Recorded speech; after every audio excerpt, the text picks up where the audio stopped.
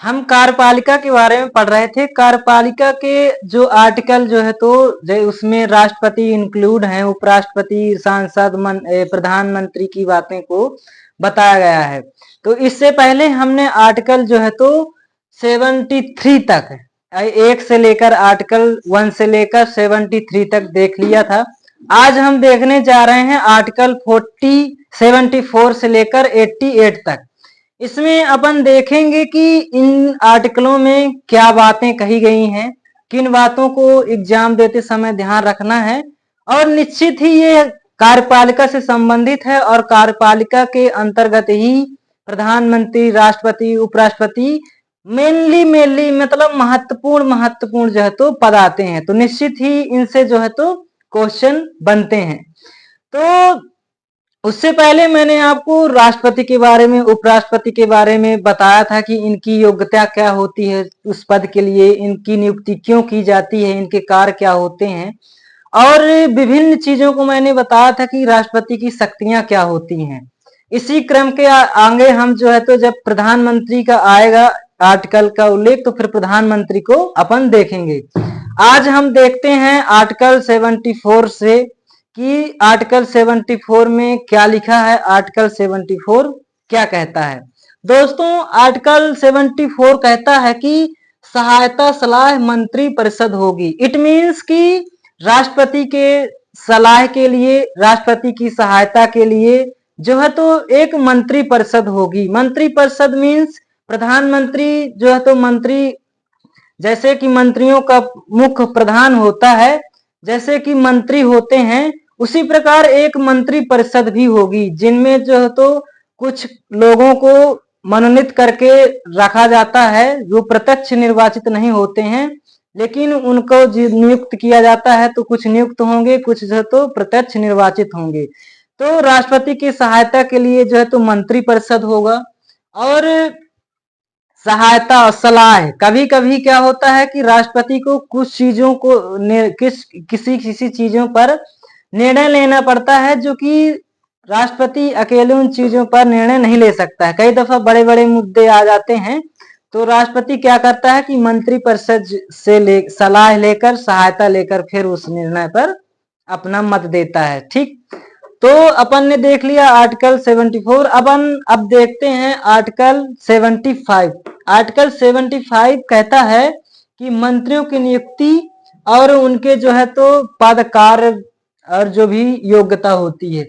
Article 75 कहता है कि मंत्रियों की नियुक्ति जो है तो राष्ट्रपति करेगा। मंत्रियों की नियुक्ति राष्ट्रपति करता है, लेकिन प्रधानमंत्री के परामर्श से। प्रधानमंत्री जिस मंत्रियों को कहता है, राष्ट्रपति से सिफारिश करता है कि ये ठीक हैं, हमारे साथ कार्य करेंगे, इनकी योग्यता है, फिर क्या प्रधानमंत्री उन मंत्रियों का जो है तो नाम लिखकर भेज देता है और राष्ट्रपति से सिफारिश करता है कि आप जो है तो इनकी नियुक्ति कर दीजिए।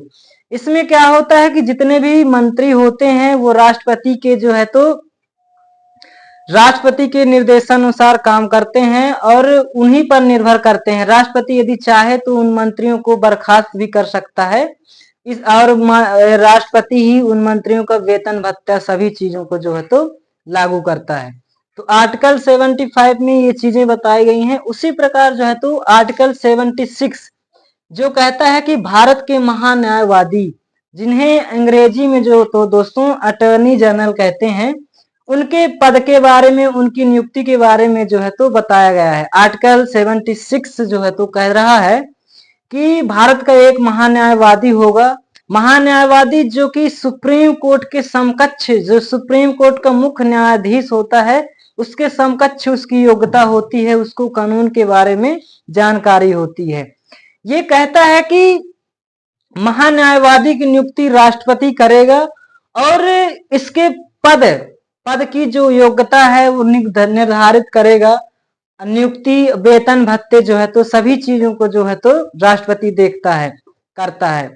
और इसमें एक बात और कही गई है कि महान्यायवादी जो है तो केंद्र सरकार के जितने भी निर्णय लेना होगा कि कहीं गाड़ी अटकती है किसी विधि को लेकर, किसी चीज को, नियम कानून को लेकर, तो महान्यायवादी जो है तो सुप्रीम कोर्ट में या कि भारत के किसी भी न्यायालय में केंद्र सरकार का पक्ष रखेगा, और वो जो है तो व्यक्तिगत भी प्रैक्टिस कर सकता है, लेकिन इसमें एक कंडीशन ये रखी गई है कि वो जो है तो सरकार के खिलाफ में किसी भी जो है तो किसी भी मुद्दे को नहीं ले सकता, किसी भी केस को नहीं ले सकता है, बाकी निजी प्रैक्टिस कर सकता है। अब अपन आर्टिकल 70 में देखते हैं।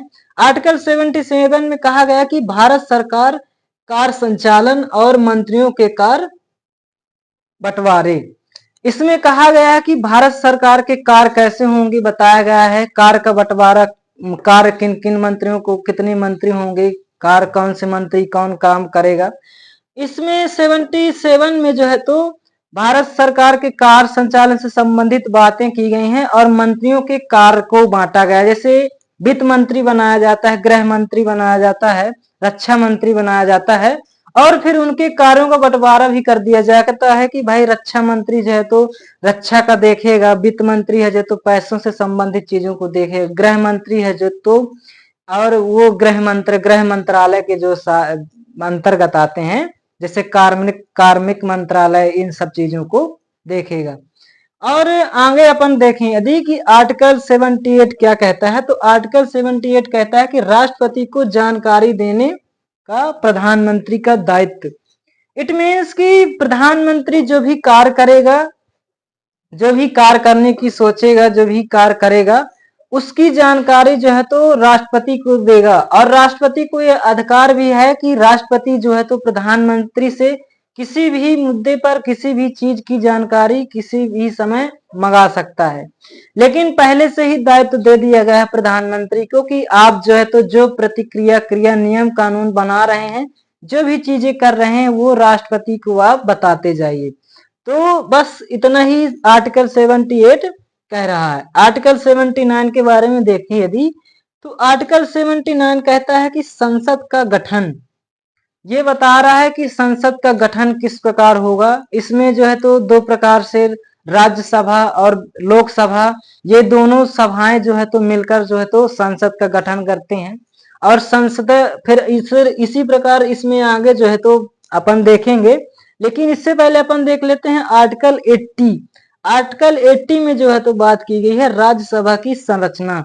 आर्टिकल 80 में कहा गया है कि राज्यसभा होगी, भारत सरकार में राज्यसभा होगी, और उन राज्यसभाओं में जो है तो 12 मनोनीत सदस्य, और अभी जो है तो हाल ही में संशोधन से पहले जो है तो 2 एंग्लो इंडियन को भी नियुक्त किया जाता था राष्ट्रपति के माध्यम से। लेकिन हाल ही में एंग्लो इंडियन को हटा दिया गया है। अब केवल मनोनीत सदस्य चुने जाते हैं जो कि वो अपने अपने क्षेत्रों के विशेषज्ञ होते हैं, जैसे कोई कला से, शिक्षा से, कि खेल से, मीन्स जिस भी क्षेत्र से आता है, इनको व्यक्तिगत नॉलेज है समाज में रहने का, समाज में समझने का, तो व्यक्तिगत नॉलेज होता है उनको, तो राष्ट्रपति उस बेस पे उनको नियुक्त करता है।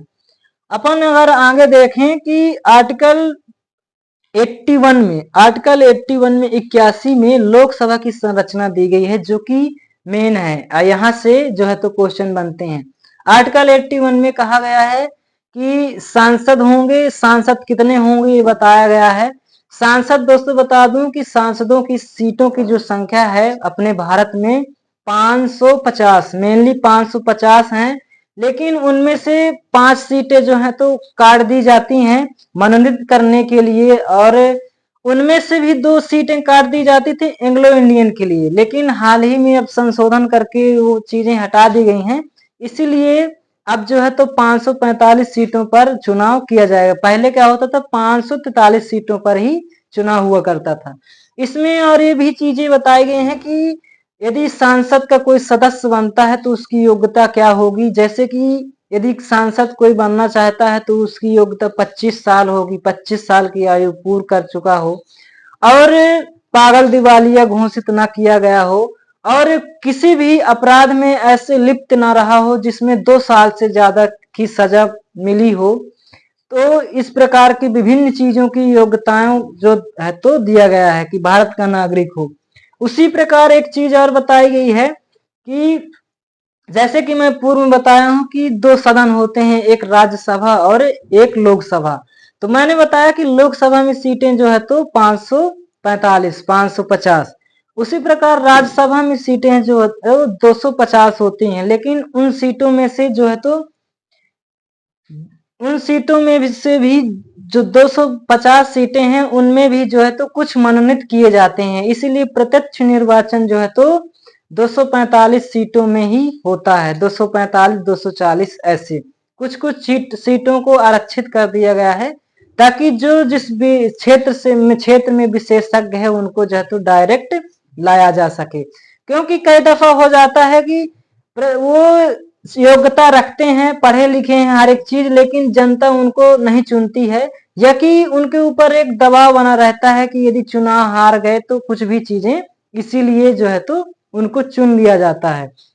उसके पश्चात मैं बता दूं कि राज्यसभा के लिए जो आयु निर्धारित की गई है 3 वर्ष, और इसका जो है तो सभापति उपराष्ट्रपति होता है और एक उपसभापति ही भी होता है, जो उसी राज्यसभा के सदस्य में से एक होता है। ठीक। और मैं एक बात ध्यान दिला दूं कि मैंने राष्ट्रपति की, उपराष्ट्रपति की जो है तो इनकी निर्वाचन की प्रक्रिया मैंने बताया था कि इनका निर्वाचन जो है तो एकल मत संक्रमणीय पद्धति से होता है। अपन आप आगे देखते हैं आर्टिकल 82। आर्टिकल 82 है जो है तो जनगणना समायोजन। ये जनगणना समायोजन, ये आर्टिकल 82 कहता है कि सांसद, लोकसभा की सीटें बढ़ेंगी, राज्यसभा की सीटें बढ़ेंगी, लेकिन प्रत्येक 10 साल में जनगणना होगी। जनगणना के आधार पर एक सांसद, दोस्तों ध्यान रखने योग्य बात है कि एक सांसद जो है तो 10 लाख जनसंख्या के आधार पर चुना जाता है। जिस क्षेत्र में 10 लाख जनसंख्या है उस क्षेत्र से एक सांसद निकल कर जाएगा और जो है तो अपने अपने क्षेत्र की बात जो है तो लोकसभा में रखेगा। इसी प्रकार इसमें कहा गया है कि जनगणना होगी प्रत्येक 10 साल पर, और फिर जो है तो सीटों को बढ़ाया भी जाएगा यदि कम होगी जनसंख्या। कई दफा कोई जो है तो आपदा आ जाती है, कोई बीमारी फैल जाती है तो जनसंख्या जो है तो कम हो जाती है। तो यदि कम होगी तो सीटें घटेंगी और यदि बढ़ेगी तो सीटें बढ़ेंगी। तो इसीलिए आप ये एक बात याद रखिए कि जो अभी तक जो है तो सांसदों की सीटें हैं 550, 545 जो भी हैं, जो 230 राज्यसभा की सीटें हैं 250, इनमें जो है तो 1971 की जनगणना हुई थी। जो अब मान लीजिए 1971 कहाँ जाके, और आज जो है तो 2025 चल रहा है, 2 महीने बाद जो है तो 2026 भी लगने वाला है। तो ये जितने भी सांसद अभी तक निर्वाचित होते थे अपने अपने क्षेत्र से, तो वो 1971 में जनगणना जो हुई थी उस बेस पे जो है तो वो निर्वाचित होते आ रहे थे।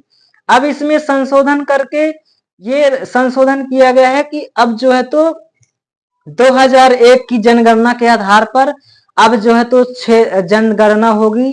मतलब 2001 में जो जनगणना हुई थी उस हिसाब से जो है तो सांसदों की नियुक्ति होगी, क्षेत्रों का बंटवारा होगा, और ये जो है तो 2026 से लागू हो जाएगा।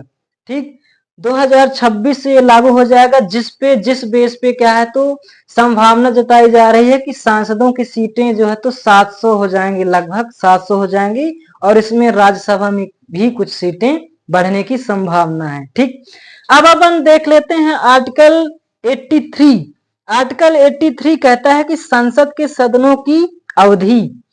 ये बताता है कि संसद के सदनों की, जो संसद के सदन होते हैं जैसे राज्यसभा, लोकसभा, इनकी अवधि मीन्स कितने वर्ष के होंगे इनका कार्यकाल। इनमें 2 प्रश्न अक्सर पूछ लिया जाता है, फिर स्टूडेंट में इनमें डाउट भी उत्पन्न हो जाता है। डाउट ऐसे उत्पन्न हो जाता है कि पूछता है कि लोकसभा के सदस्यों की अवधि कितनी है, और कई दफा पूछ लेता है कि लोकसभा का कार्यकाल कितना है।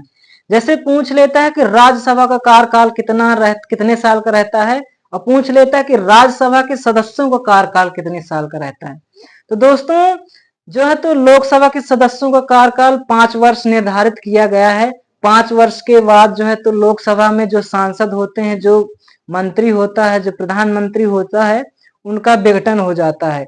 लेकिन जो राज्यसभा होती है, राज्यसभा का कार्यकाल 6 वर्ष रखा गया है, और इस बेस पे रखा गया है कि यदि लोकसभा देखिए, लोकसभा का कार्यकाल 5 वर्ष हो गए, अब लोकसभा का विघटन हो जाएगा, सारे मंत्री जो है तो सब छुट्टी हो जाएगी। अब इसी वक्त यदि लोकसभा खाली पड़ गई, कोई समस्या आ जाती है देश में, तो फिर जो है तो कौन कमान संभालेगा। इसीलिए राज्यसभा का कार्यकाल 6 वर्ष रखा गया, उनके सदस्यों का कार्यकाल 6 वर्ष रखा गया। और उनके सदस्यों का जो है तो तीन तीन तरीके से उनका निर्वाचन किया जाता है। 20-20 लोगों को कर 20-20, 80-80, 83-83, लगभग 83-83 लोगों को, 81-81 लोगों का निर्वाचन होता है 3 बार में। तो जो है तो 80-83 ऐसे लगभग जो है तो सदस्य जो है तो आते जाते हैं राज्यसभा में, और फिर उतने निकलते जाते हैं, उतने आते जाते हैं। इसीलिए लोकसभा को जो है तो निम्न सदन और राज्यसभा को उच्च सदन कहा गया है, क्योंकि राज्यसभा कभी भंग नहीं होती है। राज्यसभा निरंतर चलने वाली सभा होती है और लोकसभा भंग हो जाती है। तो इन सब चीजों को जो है तो आर्टिकल 83 में बताया गया है। अब अपन आर्टिकल 84 देख लेते हैं। 84 में कहा गया है कि संसद सदस्य की अहर्ता। इसमें अहर्ता मीन्स मैं पूर्व में बताया हूं कि सांसद यदि कोई बनना चाहता है, हमारे मित्र आप लोगों में से भी आपके अंदर यदि जिज्ञासा हो कि मुझे भी सांसद बनना है, मुझे भी प्रधानमंत्री बनना है, तो आप में बस छोटी छोटी योग्यता होनी चाहिए कि आप भारत के नागरिक हों, आप पागल दिवालिया, सॉरी, आप नहीं ही घोषित किए गए होंगे, क्योंकि जो वीडियो देख रहे हैं आप तो पागल दिवालिया नहीं होंगे, आई होप। तो मैं इसमें तो आप योग्य हैं। अब इसमें भी योग्य होना चाहिए कि आपकी आयु 25 वर्ष हो चुकी हो, फिर आप जो है तो किसी जो है तो क्षेत्र से लड़िए, फिर आपको सांसद निर्वाचित किया जाए, फिर आप जो है तो उधर जाएं, फिर आप जो है तो भारी बहुमत से आपको जो है तो प्रधानमंत्री नियुक्ति किया जाए, तो इस प्रकार आप जो है तो बन जाएंगे। तो सांसद की जो है तो आयु 25 वर्ष निर्धारित की गई है, और जो राज्यसभा के सदस्य यदि आप बनना चाहेंगे तो उनकी आयु जो है तो 30 वर्ष निर्धारित की गई है। इसीलिए लोकसभा को जो है तो युवाओं का सदन कहते हैं और राज्यसभा को शिक्षितों का सदन कहते हैं, क्योंकि राज्यसभा में जो भी सदस्य चुने जाते हैं वो अपने अपने क्षेत्र के विशेषज्ञ होते हैं, कि कोई कला के क्षेत्र में जो भी उनका क्षेत्र होता है विशेषज्ञ होते हैं, शिक्षित होते हैं।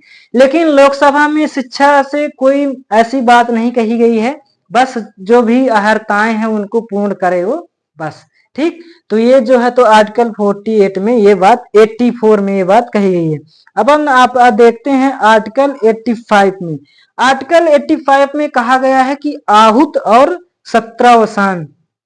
इट मीन्स कि राष्ट्रपति को ये अधिकार है कि यदि वो चाहे तो सांसदों को, और जो राज्यसभा में सदस्य होते हैं, लोकसभा में जो सदस्य होते हैं, राष्ट्रपति जो है तो एक आदेश पारित करके उनको जो है तो आहूत कर सकती, मीन्स बुला सकती है उनका जो है तो सदन में, और जो है तो उनसे पूछ सकती है, और उनका जो है तो एक सभा गठन करके बुला सकती है, कई जब विघटन हो जाता है, विघटन या कि सत्रावसान हो जाता है उस दौरान।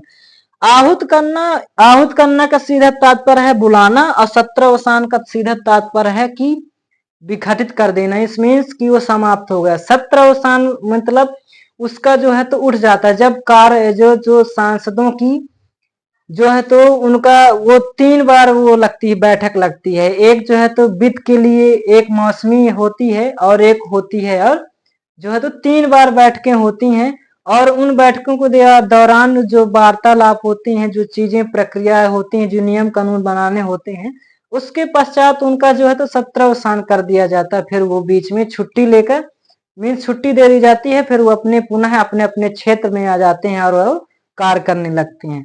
तो ये चीजें जो है तो आर्टिकल 84 में बताया गया है। उसी प्रकार आर्टिकल 86 में यदि अपन देखें तो इसमें कहा गया है अभिभाषण के लिए।